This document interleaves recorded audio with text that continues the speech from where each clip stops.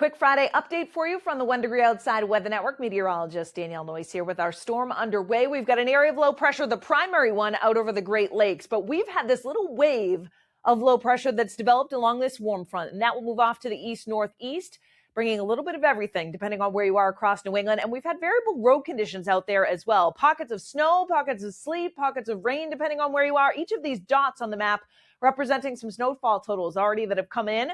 So far, 1 to 2 inches with this quick burst of snow on the leading edge that will gradually make a change over here over the course of the coming hours. So visibility is reduced under some of these steadier bands of snow. We've seen some reports of 1 to 2 mile visibility, 3/4 of a mile as of this recording in Worcester, 1/2 a mile to 1/4 of a mile, and more areas will see reduced visibility over the course of late afternoon and through the evening.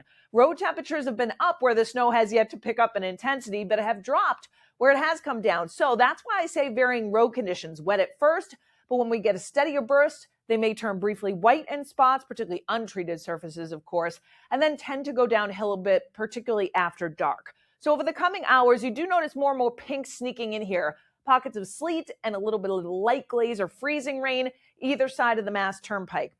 We get this burst of snow in the coming hours in eastern Massachusetts, but then make a flip over to some sleet and plain old rain briefly between about the 6 and 9 p.m. time window before flipping back to snow. Notice temperatures coldest in northern New England where the snow will be fluffier, at least a little fluffier in consistency. The farther south you come, it's a wet, pasty, tough to move around snowfall that does flip back even for the South Shore and Cape Cod as we head into overnight tonight. Much lighter intensity, though, at that point. And then tomorrow morning, some leftover light snow will wind down late morning. Can't rule out a lingering flurry or snow shower during the day, but there'll be little to no impact.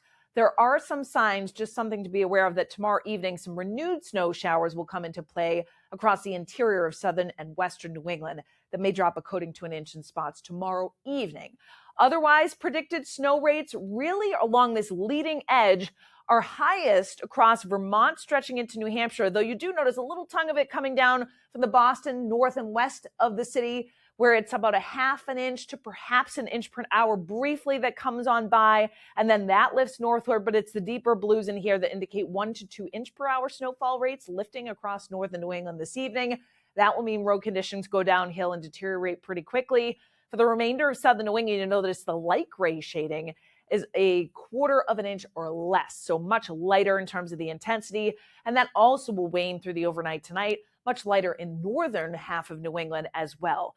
So how much snow are we talking about? We've had no big changes to our map here. The jackpot zones in purple through Vermont and New Hampshire. If we zoom into southern New England, a lot of this has already fallen in northern Rhode Island and stretching out into the lower Connecticut River Valley. You may get a little bit on the tail end, but 1 to 2 inches, more like 2 to 4 from the Boston to Worcester corridor.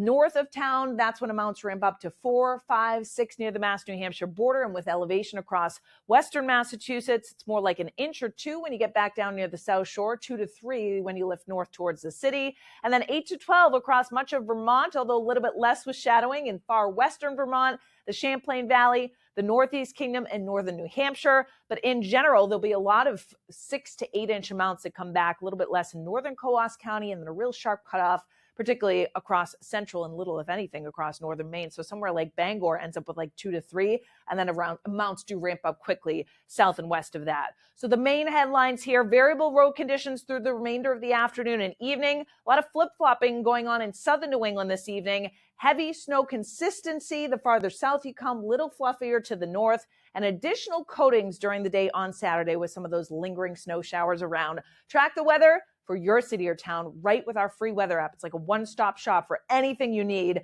We were just looking at the reviews the other day. 6,000 reviews for our app. 99.9% of them 5 stars. So give it a try. Let us know what you think. Think you're going to love it. And we'll, of course, see you with more updates on this storm and the upcoming nor'easter over the course of this weekend.